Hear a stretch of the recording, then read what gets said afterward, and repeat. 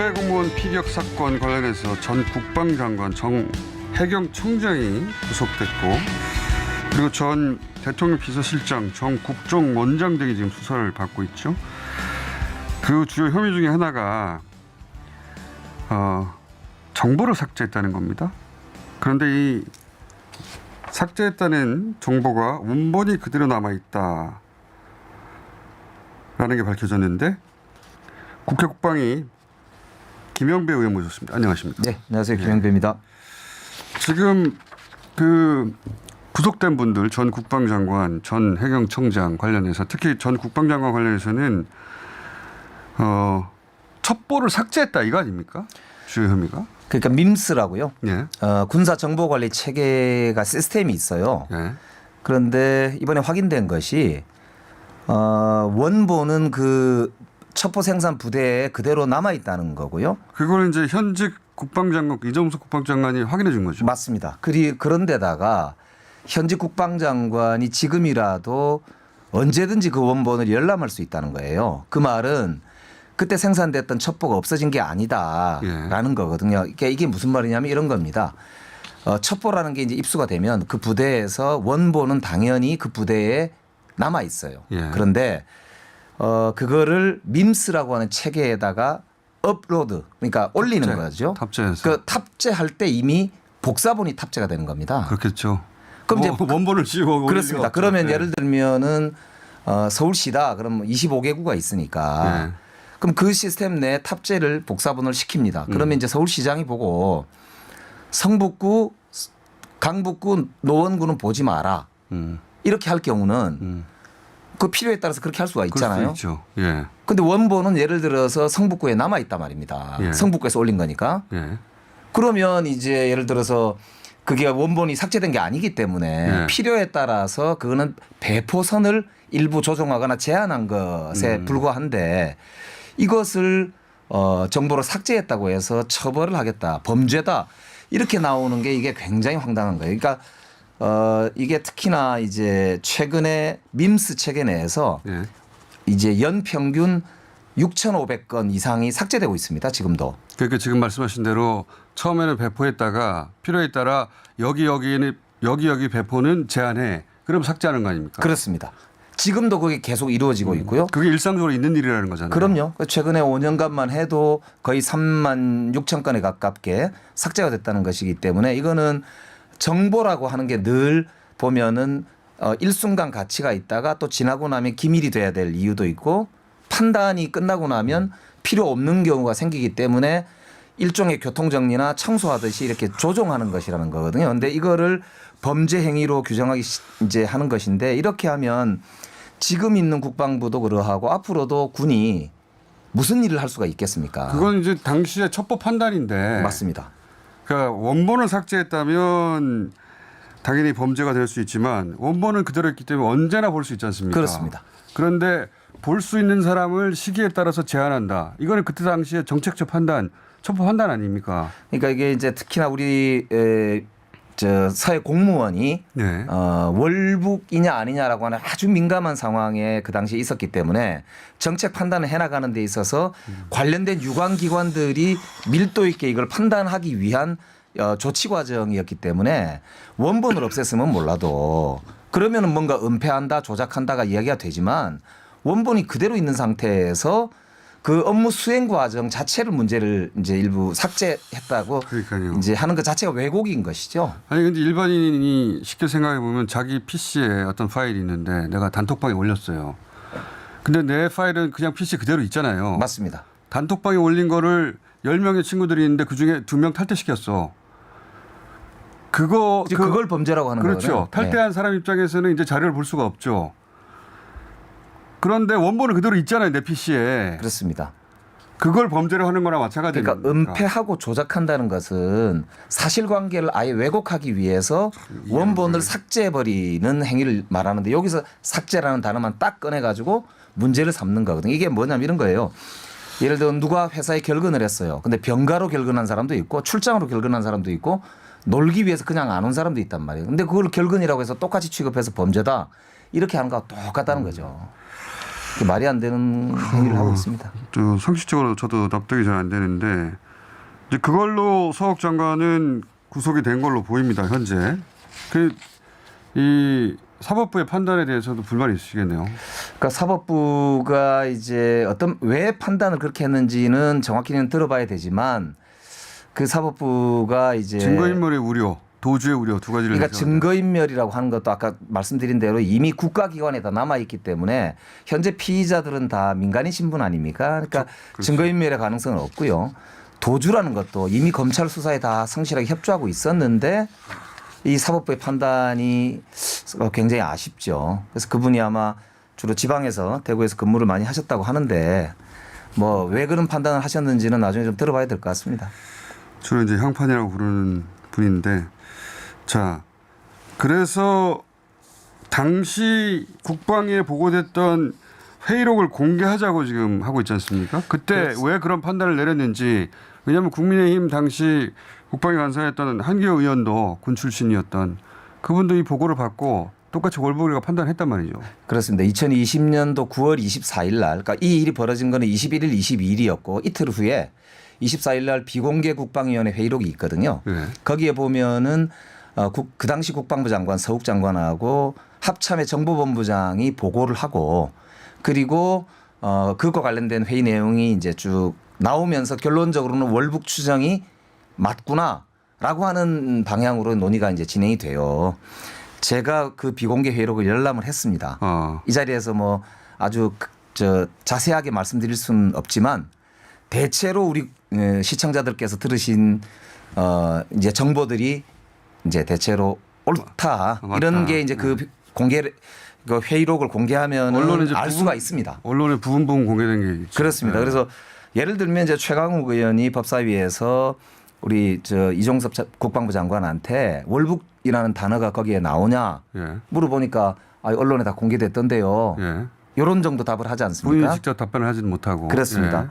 그러니까 그거를 참고하셔도 좋을 것 같고요. 월북이라는 판단이 그 첩보로 취득된 대화 속에 있다는 거죠.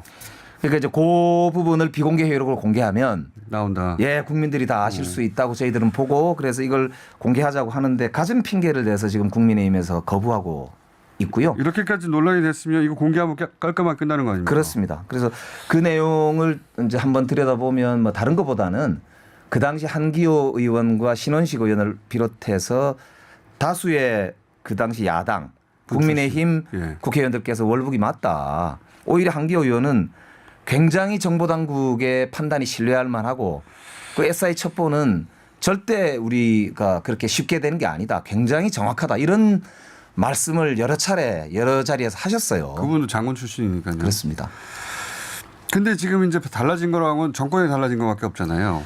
그러니까 지금 이제 저희들이 참 이 답답한 게 그 중에 제가 특히 새로 나온 그러니까 유일하게 새로 나왔다 달라졌다고 하는 게 그게 특히 이해가 안 가는 대목인데 그 구명조끼가 중국 간차체가 쓰여 있었다. 인근에 중국 어선이 있었다. 손에 붕대가 감겨져 있었다.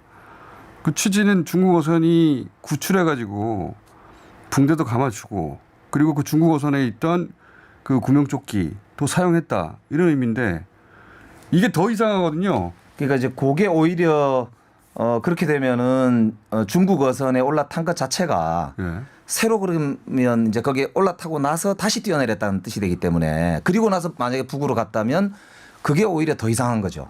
오히려 본인이 그러니까요. 북으로 가려고 했던 거 아니냐를 오히려 더 반증하는 거 아니냐. 저도 그렇게 이해가 되거든요. 뭐 그런 그렇지 이야기인데. 않다면 이게 설명이 안 되잖아요.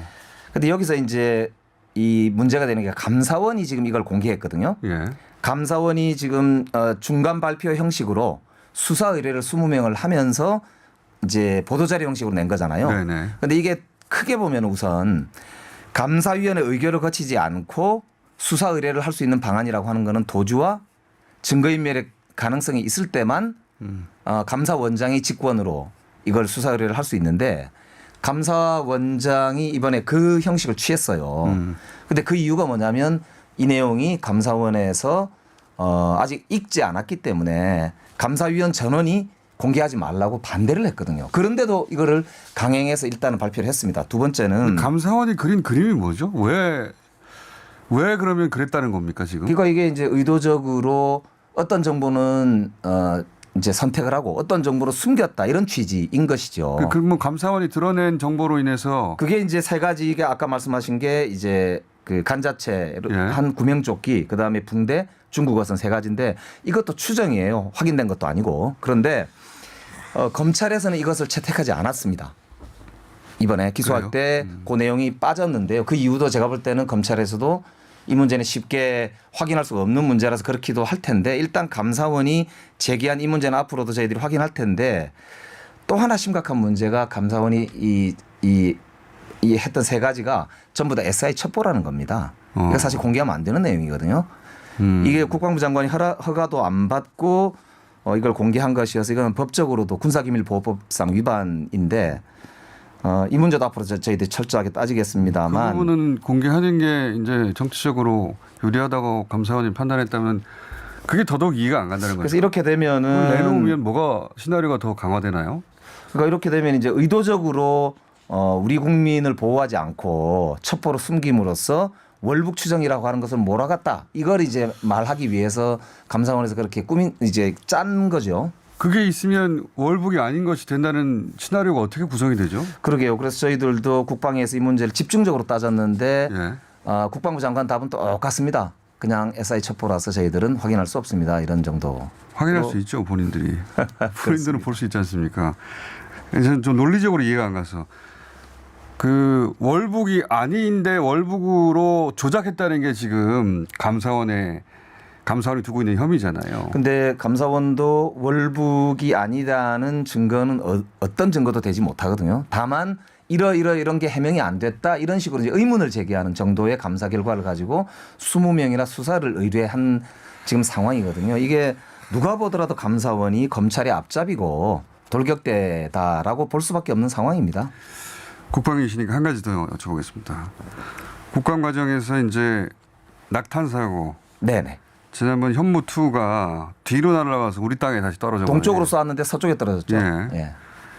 근데 알고 봤더니 그 기름을 잔뜩 저장하고 있던 곳 맞습니다. 바로 인근이었고 큰일 날 뻔했다는 거 아닙니까? 그 부대가 이제 항공 부대인데요. 예. 그 항공 기름이 잔뜩 들어 있는 유류 저장소에 추진체가 떨어졌는데 바로 직전에. 예. 예, 그래서 바로 저희들이 비를 쫄딱 맞고 갔는데도 사실 문을 열어주지 않고 그랬던 이유가 다 그렇구나라는 걸 현장에서 골프장에 확인한 거죠. 다행히 떨어졌다 이런 식으로 얘기했는데 사실이 아니었던 거예요 보니까. 골프장에 추진체는 골프장에 떨어지면서 분리가 돼서 예. 유류 저장소에 퉁퉁 튀어서 떨어진 거거든요. 아. 거기서 불이 확 난 건데 현장 가보니까 정말로 끔찍하더라고요.